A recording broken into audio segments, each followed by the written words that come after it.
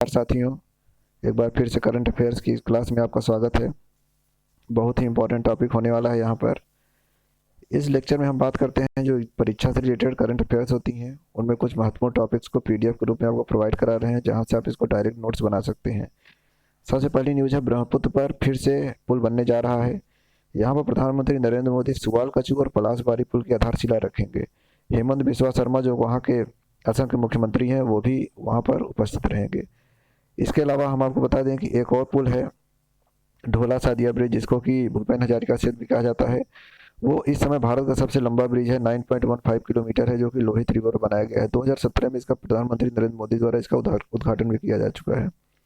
इसके अलावा एक और जो ब्रिज है अंडर कंस्ट्रक्शन है, जो कि कच्ची दरगाह से लेके बिदुपुर 9.76 किलोमीटर 2023 तक बनने की संभावना है, और यह ब्रिज बन रहा है बिहार में।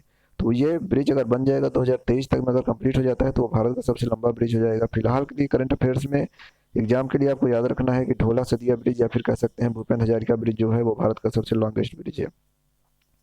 नेक्स्ट न्यूज देखते हैं, गुजरात विधानसभा की जो चुनाव होने वाले हैं उनकी तारीखों का ऐलान कर दिया गया है। पहले चरण का मतदान 1 दिसंबर को, दूसरे चरण का मतदान 5 दिसंबर को होगा। वोटों की गिनती 8 दिसंबर को की जाएगी।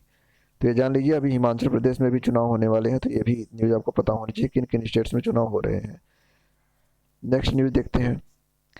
नेक्स्ट न्यूज़ है, तमिलनाडु सरकार का हर साल 3 नवंबर को राज राजा चोल की जयंती मनाया जाएगा या फिर मनाए जाने की घोषणा की गई है।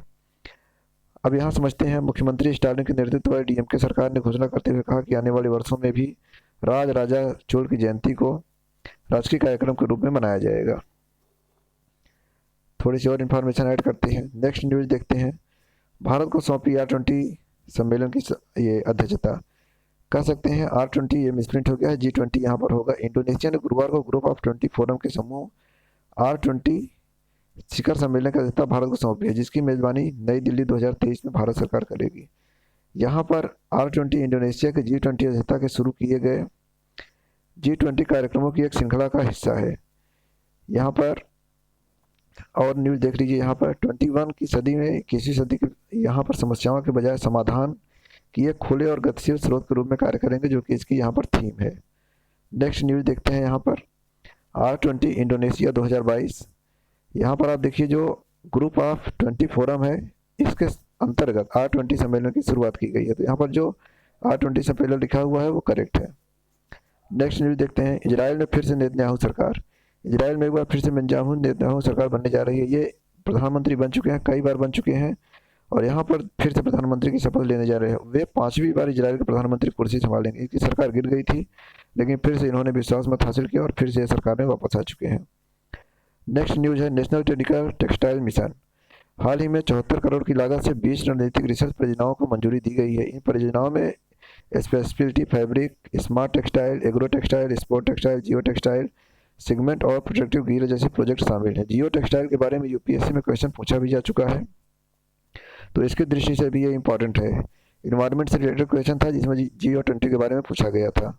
नेक्स्ट न्यूज़ देखते हैं, साइबर क्राइम को रोकने के लिए पहल की गई है। यहाँ पर देश में साइबर क्राइम बहुत ज़्यादा बढ़ गया है, फ्रॉड बहुत ज़्यादा, डिजिटल फ्रॉड या कह सकते हैं साइबर फ्रॉड बहुत ज़्यादा बढ़ गए हैं। लोगों के Aadhaar card, voter card, driving licence, ATM, इन सब के बारे में बहुत ज़्यादा फर्जीवाड़ा स्टार्ट हो गया है। तो इसको लेके आपको सतर्क रहना है। और यहाँ पर जागरूकता मिशन या फिर जागरूकता सप्ताह की थोड़ा सा देखते हैं। यहाँ पर साइबर क्राइम को लेकर यहाँ पर जागरूकता अभियान की स्टार्ट किया गया है। नेक्स्ट न्यूज़ देखते हैं, संयुक्त सैन्य प्रशिक्षण 2022 ज्वाइंट मिलिट्री ट्रेनिंग। भारतीय वायुसेना और रॉयल सिंगापुर वायुसेना के बीच संयुक्त सैन्य प्रशिक्षण का 11वां संस्करण रीजन शुरू हो चुका है। यहाँ पर यह आपको ध्यान देना है कि भारतीय वायुसेना और रॉयल सिंगापुर वायुसेना के बीच में यह अभ्यास चल रहा है। नेक्स्ट न्यूज़ देखते हैं, राष्ट्रपति द्रौपदी मुर्मू ने वर्चुअली सिक्किम में कई परियोजनाओं का उद्घाटन और शिलान्यास किया। नॉर्थ ईस्ट भारतीय सरकार के एजेंडे में लगातार बना हुआ है। उसी का एक हिस्सा है कि सिक्किम में कुछ कार्यक्रमों का उद्घाटन किया गया, जो कि द्रौपदी मुर्मू द्वारा किया गया। 4 नवंबर 2022 की शाम को द्रौपदी मुर्मू ने केंद्र और राज्य की विभिन्न परियोजनाओं का उद्घाटन और शिलान्यास किया है। उन्होंने रंगपुर, सिक्किम और पश्चिम बंगाल को जोड़ने वाले नेशनल हाईवे अटल सेतु का उद्घाटन किया। बहुत इंपॉर्टेंट न्यूज़ है, इसको आप पूरा पढ़ के अपने नोट्स बना सकते हैं और उसको एनरिच कर सकते हैं।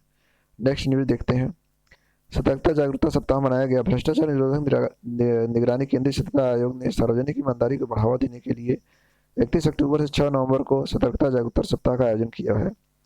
यहाँ पर इसकी थीम है एक विकसित राष्ट्र के लिए भ्रष्टाचार मुक्त भारत। आप उसको आपको केवल थीम इसकी याद रखनी है।